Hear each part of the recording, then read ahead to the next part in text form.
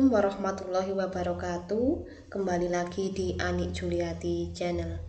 Video ini membahas kelanjutan soal PAT atau PAS PPKN kelas 9 nomor 21 sampai dengan nomor 35. Sebelumnya jangan lupa untuk like, comment, share, dan subscribe ya. Baik, langsung saja kita ke pembahasan soal nomor 21. Perhatikan pernyataan berikut ini tentang keikutsertaan warga negara dalam upaya bela negara. Pernyataan yang sesuai tentang keikutsertaan warga negara dalam upaya bela negara ditunjukkan oleh pernyataan pada angka Romawi berapa? Oke, kita amati satu persatu. Pendidikan kewarganegaraan. Nah, ini termasuk ya keikutsertaan. Kemudian pengabdian sesuai dengan profesi atau pekerjaan. Ini juga termasuk. Kemudian mencintai produk luar negeri. Berarti ini tidak termasuk. Aktif menjadi provokator. Nah, provokator ini bahaya sekali karena dapat memicu terjadinya sebuah konflik atau permasalahan.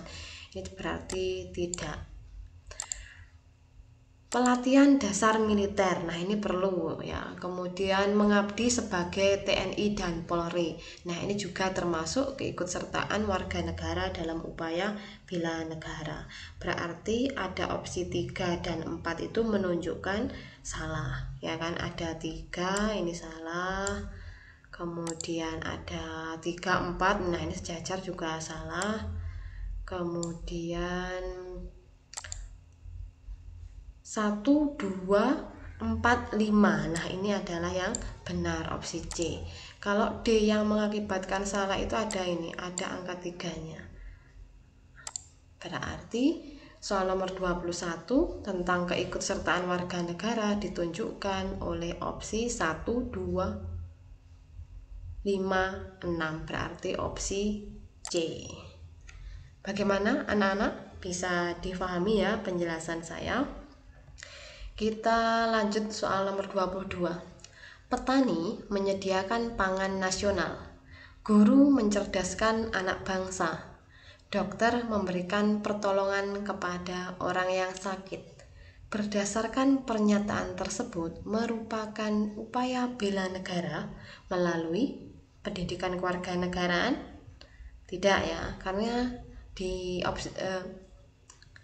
karena pada soal nomor 22 ini menyebutkan tentang pekerjaan atau profesi dari petani, kemudian guru, kemudian ada dokter. Nah, ini adalah upaya bela negara melalui sebuah pengabdian sesuai dengan profesinya masing-masing. Kalau pelatihan dasar militer, nah di sini tidak membahas tentang pelatihan dasar militer, juga tidak membahas tentang pengabdian TNI dan Polri. Sehingga soal nomor 22 jawaban yang paling tepat adalah opsi B. Soal nomor 23. Perhatikan cuplikan lirik lagu berikut ini. Saya yakin kalian semua pasti hafal betul dengan lagu Tanah Airku. Nah, yang ditanyakan, lagu tersebut mengandung salah satu unsur bela negara, yaitu, nah ini membahas apa sih sebenarnya? Kita amati dulu liriknya. Tanah airku tidak kulupakan, kan terkenang selama hidupku. Berarti ini tentang apa? Kecintaan terhadap negara dan bangsanya. Kalau opsi A, Pancasila sebagai ideologi. Nah, di lirik ini tidak membahas Pancasila. B, rela berkorban untuk bangsa dan negaranya. Pada lirik ini tidak menjelaskan tentang rela berkorban. Opsi C, kesadaran untuk menjaga persatuan dan kesatuan. Nah, sama, di lirik ini pun juga tidak membahas persatuan dan kesatuan. Opsi D, kecintaan seseorang kepada tanah airnya ini. Tanahku yang kucintai, berarti kecintaan seseorang kepada tanah airnya. Sehingga soal nomor 23 jawaban yang paling tepat adalah opsi D. Soal nomor 24. Upaya bela negara sangat penting dilakukan untuk mempertahankan NKRI. Alasan demografis. Jadi demografis itu tentang kependudukan. Pentingnya usaha bela negara bagi setiap warga negara adalah, ingat ya, demografis tadi pengertiannya adalah kependudukan. A. Letak Indonesia sangat strategis. Ini bukan. B. Indonesia terletak pada posisi silang dunia. Ini sama ya, hampir sama, artinya bahwa negara Indonesia itu letaknya strategis. C. Indonesia memiliki penduduk yang sangat banyak. Nah, ini termasuk alasan demografis, bahwa kita memiliki penduduk yang sangat banyak dan kita harus memiliki yang namanya bela negara. D. Sejak dahulu banyak negara yang ingin menguasai Indonesia. Ini berarti bukan juga ya, karena yang ditanyakan adalah demografis tentang kependudukan. Bagaimana anak-anak, bisa difahami ya? Lanjut ke soal nomor 25. Keberagaman masyarakat Indonesia dapat menimbulkan dampak positif dan dampak negatif. Berikut merupakan pernyataan dampak positif dari keberagaman. A. Terjadinya integritas bangsa, berarti adanya penyatuan. Nah, ini benar. Adanya penyatuan. Timbulnya sikap fanatisme. Apa sih fanatisme?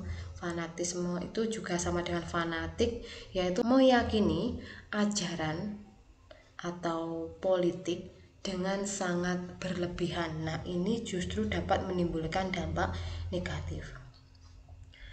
C. Munculnya sikap etnosentrisme, yaitu menilai kebudayaan melalui standar kebudayaannya sendiri. Nah, ini juga dapat menimbulkan dampak negatif, yaitu perpecahan. D.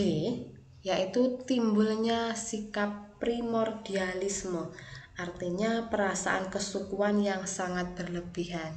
Nah, ini juga dapat menimbulkan dampak negatif. Sehingga yang ditanyakan adalah dampak positifnya adalah terjadinya integritas bangsa atau penyatuan. Sehingga soal nomor 25 jawaban yang paling tepat adalah opsi A.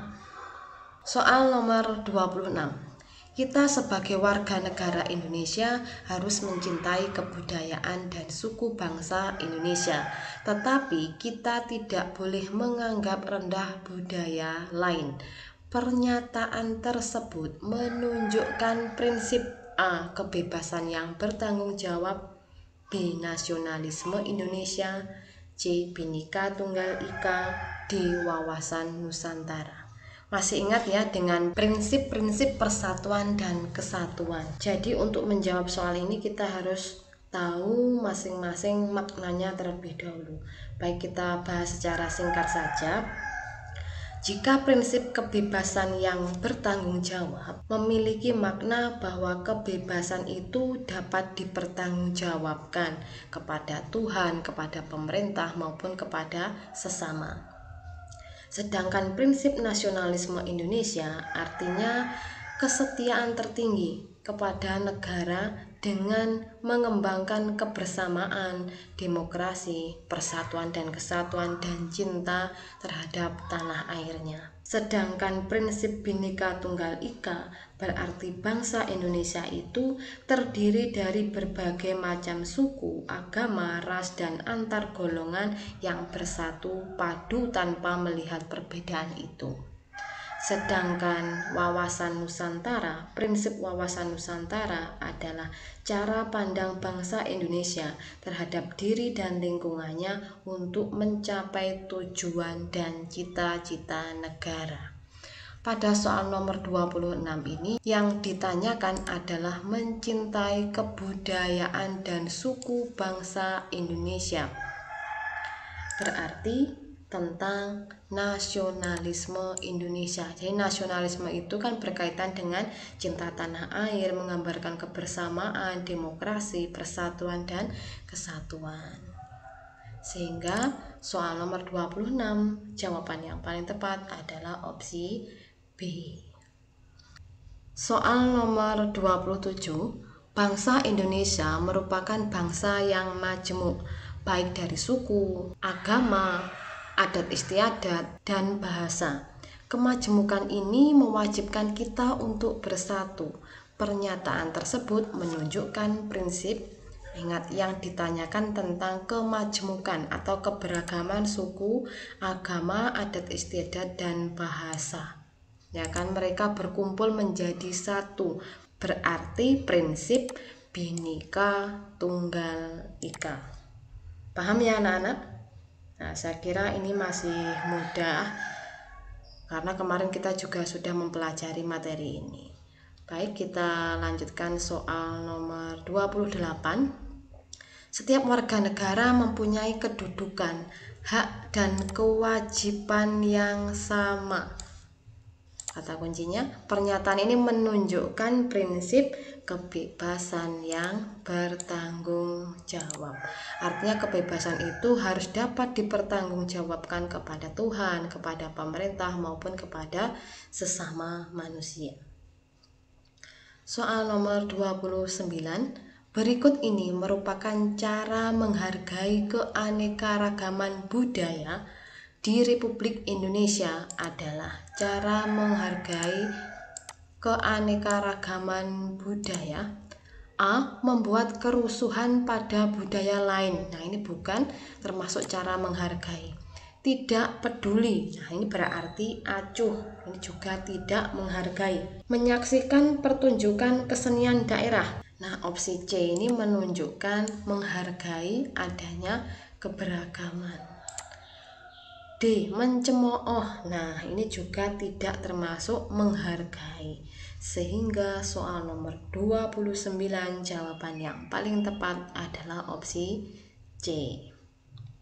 Soal nomor 30. Berikut ini merupakan upaya pemerintah untuk melindungi dan menjamin keberagaman agama di Indonesia adalah, ingat yang ditanyakan adalah upaya pemerintah dalam melindungi keberagaman agama. A. Membatasi kegiatan pengembangan ajaran agama tertentu. Nah, ini malah dapat menimbulkan konflik atau permasalahan. B. Membuat peraturan perundang-undangan tentang jaminan beragama. Nah, adanya jaminan beragama ini berarti adanya upaya pemerintah dalam melindungi masyarakat dari perbedaan agama yang dianut. Opsi C. Membangun tempat-tempat ibadah antar agama saling berdekatan. Nah, ini diperlukan toleransi yang sangat tinggi supaya tidak terjadi konflik. Opsi D. Mengadakan dialog antar pemuka agama di lapangan terbuka. Perilaku ini baik, tetapi belum tentu dapat menjamin dan melindungi keberagaman agama. Jadi dialog ini juga perlu, tetapi belum ada kepastian tentang adanya jaminan dan perlindungan dalam keberagaman agama. Sehingga soal nomor 30 jawaban yang paling tepat adalah opsi B. Bagaimana anak-anak, bisa difahami ya? Nanti jika ada pertanyaan atau materi yang kurang jelas bisa dituliskan di kolom komentar. Baik, kita lanjutkan soal nomor 31. Akulturasi budaya terjadi ketika adanya perpaduan antar dua kebudayaan atau lebih sehingga menghasilkan kebudayaan yang baru. Bentuk akulturasi dapat dilihat di berbagai daerah di Indonesia. Hal ini menunjukkan keanekaragaman budaya bangsa Indonesia dapat dijadikan sebagai A. Pemisah persatuan dan kesatuan. Nah, kata pemisah ini malah tidak tepat. B. Perekat persatuan dan kesatuan. Nah, ini tepat karena mereka saling melengkapi, saling memadukan. C. Penghambat pembangunan, juga salah. D. Penyebab konflik, ini juga salah. Sehingga soal nomor 31 jawaban yang paling tepat adalah opsi B.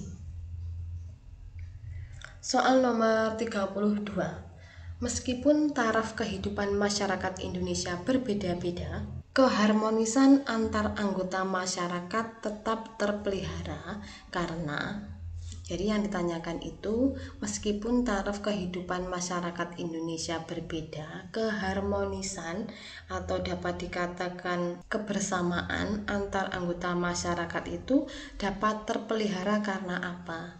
A. Menjanjikan keuntungan yang besar bagi para rekan kerja. Nah, ini malah justru dapat menimbulkan konflik. Karena apa? Jika menjanjikan keuntungan besar kemudian tidak ditepati, maka dapat menimbulkan sebuah masalah. B. Mengutamakan kepentingan pribadi dan kelompok. Nah, ini juga dapat menimbulkan masalah. Saling menghormati dan bekerja sama. Nah, ini dapat memupuk keharmonisan. Memaksakan kehendak kepada orang lain, ini juga dapat menimbulkan konflik. Sehingga soal nomor 32 jawaban yang paling tepat adalah opsi C. Soal nomor 33. Langkah yang bisa kita lakukan untuk memahami arti perbedaan.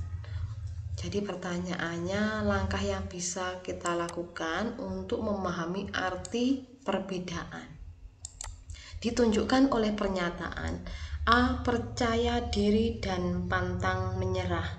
Nah, ini malah dapat memaksakan kehendak, dapat menimbulkan sebuah permasalahan. B. Menghindari sikap menonjolkan orang lain, ini juga dapat memicu terjadinya sebuah permasalahan. C. Bertanggung jawab dalam melaksanakan tugas. Nah, ini bukan termasuk memahami arti perbedaan, karena bertanggung jawab dalam melaksanakan tugas itu menjadi kewajiban masing-masing manusia atau masing-masing pribadi seseorang. D. Introspeksi diri dan tidak cepat menghakimi orang lain. Nah, ini tepat.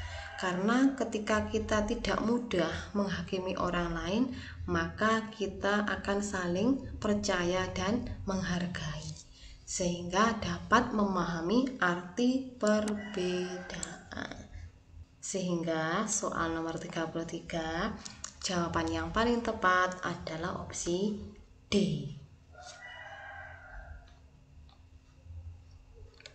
Soal nomor 34. Perhatikan pernyataan berikut ini.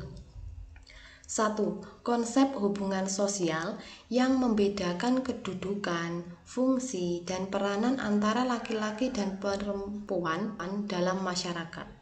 2. Umumnya dideskripsikan dengan feminim dan maskulin. 3. Berkembang seiring budaya masyarakat. Pernyataan tersebut menunjukkan ciri A. Ras, B. Adat, C. Etnik, D. Gender. Jadi sebelum memilih, kita harus tahu persis maknanya itu apa. Ras itu adalah ciri-ciri fisik, misalnya kulit hitam, putih, sawo matang, kemudian rambut, ada yang keriting, ada yang lurus, itu dinamakan ras. Ciri-ciri fisik manusia. Adat adalah kebiasaan yang diturunkan secara turun-temurun. Nah, ini yang dibahas adalah peranan laki-laki dan perempuan, berarti tidak termasuk. Etnik itu disebut juga dengan suku budaya, berarti tidak termasuk. Gender adalah perbedaan kedudukan dan peran antara laki-laki dan perempuan di masyarakat. Misalnya seorang pilot itu harus laki-laki. Nah, ini adanya diskriminasi terhadap gender. Bahkan sekarang ini untuk menjadi pilot itu bisa laki-laki, bisa perempuan, ya kan. Jadi antara laki-laki dan perempuan itu memiliki peranan yang sama di dalam masyarakat. Berarti soal nomor 34, jawaban yang paling tepat adalah opsi D. Soal nomor 35. Keberagaman sosial budaya hendaknya dikelola dengan sebaik-baiknya. Contoh peran aktif masyarakat. Yang ditanyakan peran aktif masyarakat dalam mengelola keberagaman sosial budaya adalah A. Mengadakan festival budaya. Nah, ini diperlukan peran aktif dari masyarakat maupun pemerintah. Ini juga bisa termasuk. Memberikan dana untuk melestarikan budaya. Mungkin sebagai masyarakat kita bisa memberikan dana, tapi mungkin jumlahnya kecil karena yang biasanya memberikan dana besar itu adalah dari anggarannya pemerintah. Berarti ini memberi dana ini kurang efektif. C. Membuat peraturan pengelolaan budaya daerah. Kalau membuat peraturan berarti tugasnya pemerintah. D. Memfasilitasi sarana dan prasarana sosial budaya. Nah, ini juga tugasnya pemerintah. Padahal yang ditanyakan peran aktif masyarakat, berarti mengadakan festival budaya. Berarti soal nomor 35 jawaban yang paling tepat adalah mengadakan festival budaya. Bagaimana anak-anak bisa difahami ya penjelasan dari saya? Untuk pembahasan soal nomor 36 sampai dengan 50 akan saya bahas pada video berikutnya. Sampai jumpa di video pembahasan soal PAT atau PAS semester 2 mata pelajaran PPKN kelas 9 pada part yang ketiga. Sampai jumpa. Wassalamualaikum warahmatullahi wabarakatuh.